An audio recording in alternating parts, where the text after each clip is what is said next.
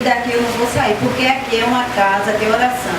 Deus está me dizendo isso, e quem concorda, diga amém. Amém. Meu testemunho é o seguinte: hoje está fazendo 8 dias que eu estava muito doente, e fui ao médico, e o médico falou que estava com suspeita de dengue. E fui ao médico, e o médico pegou, me deu uma injeção, que eu estava com febre, e a semana toda de febre, muita dores de cabeça, dores no corpo todinho, nos olhos. E cheguei lá, aí foi quando ele disse que era essa suspeita, né? Aí tomei uma injeção, só que fui pela manhã, só fui tomar essa injeção de 6 horas. Ali sofrendo, muitas dores. Para quem já entrou com febre, é muito difícil. Mas eu estava colocando Deus ali na frente de tudo. E ali tomei aquela injeção e fiquei aguardando abaixar a febre para que eu pudesse fazer o teste, que era para colher o sangue, para saber se realmente era dengue ou não. E ali ainda com 4 horas, eu que não ia saber esse resultado.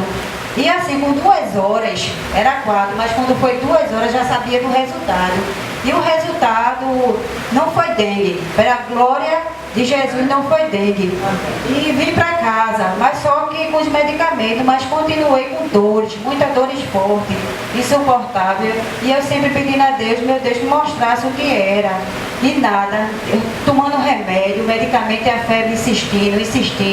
E os irmãos aqui agradeço também, porque estavam tudo orando por mim.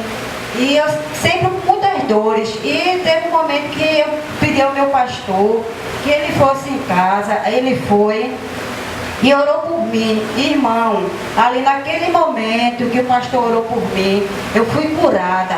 Não teve medicamento que resolveu.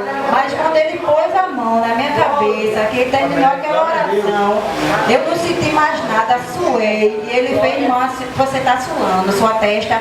Eu disse, pastor, veja, esses dias todinha não tive como tomar banho. Eu tocava no meu couro cabeludo, doía muito. Após naquele momento eu fui, tomei banho, lavei meu cabelo, hidratei. Fiquei ali uma maravilha.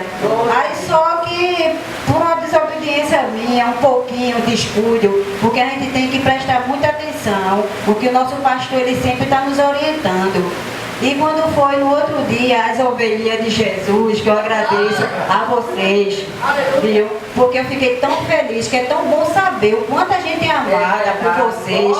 É muito mesmo, estou muito grata por isso. E naquela hora da oração, meu irmão, era por ser mais sábio, e não fui. Vocês ficaram ali, oraram por mim, e eu me abaixei, me ajoelhei.